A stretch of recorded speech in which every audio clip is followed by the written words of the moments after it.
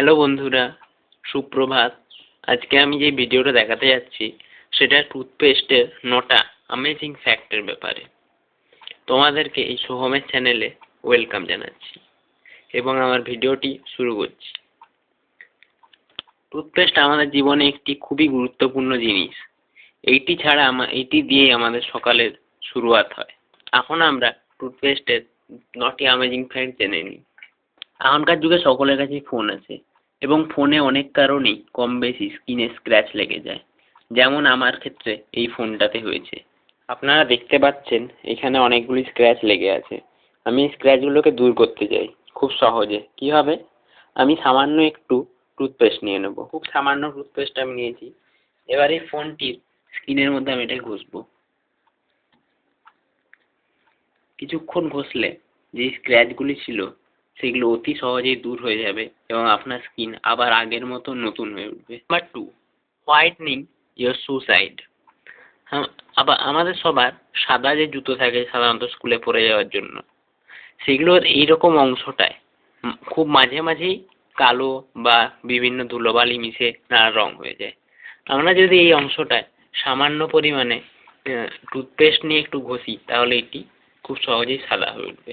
এবার আসছি আমরা নাম্বার 3-তে, remove white water spots from wooden furniture.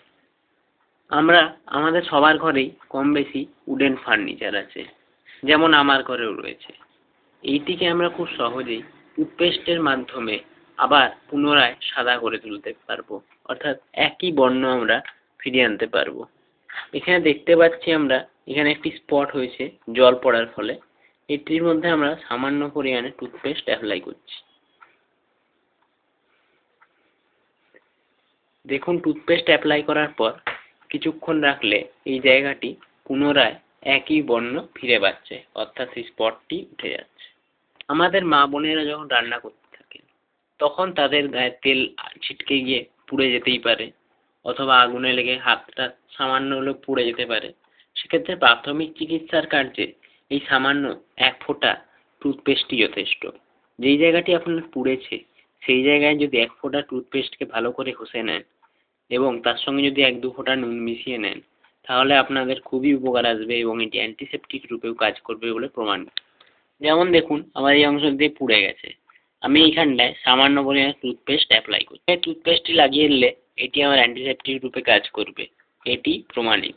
আমরা কম বেশি সবাই পার্টিতে যাই অথবা বিয়ে বাড়ি, যে কোনো হোল নাইট পার্টিতে আমরা হয়তো গিয়ে থাকি।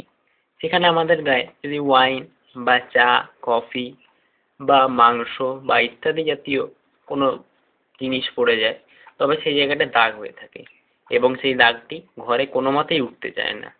সেক্ষেত্রে আপনারা যদি তার মধ্যে 1 ফোঁটা, জাস্ট 1 ফোঁটা টুথপেস্ট লাগিয়ে নেন সেই স্ক্র্যাচটি, অর্থাৎ আপনার জামায় যেটি লেগেছিল সেটি খুব সহজেই উঠে যাবে। আমরা আসছি নাম্বার 7-এ, use to avoid bad smells from hand.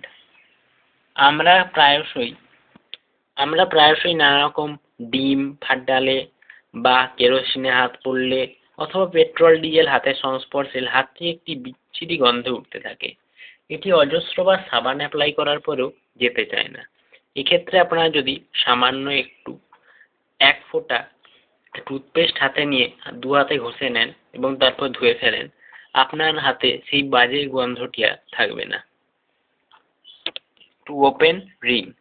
আমাদের প্রত্যেকেরই হাতে প্রায় আংটি থাকে, যেমন আমার হাতেও রয়েছে। এই আংটি খোলার ক্ষেত্রে টুথপেস্ট ইউজ করা খুবই অব্যর্থ। যদি আপনি টুথপেস্ট ইউজ করেন এবং আংটিটি খোলার চেষ্টা করেন, সেক্ষেত্রে আপনার আংটি খুব সহজেই খুলে বেরিয়ে আসবে। অবশেষে আমরা লাস্ট ফ্যাক্টে চলে এসেছি, number 9 fact, to keep your teeth germless. এটা আমরা সবাই জেনে থাকি যে আমরা যদি ব্রাশ করার সময় সামান্য একটু টুথপেস্ট নিয়ে নিই এবং তারপরে দাঁত মাজি, সেক্ষেত্রে আমাদের দাঁত জার্মলেস থাকবে। এই ভিডিওটি দেখার জন্য ধন্যবাদ, থ্যাংক ইউ। এই ভিডিওটি ভালো লাগলে আপনি অবশ্যই লাইক করবেন এবং আরও এরকম নানা ধরনের ভিডিও দেখতে এই চ্যানেলটি অবশ্যই সাবস্ক্রাইব করুন। বাই।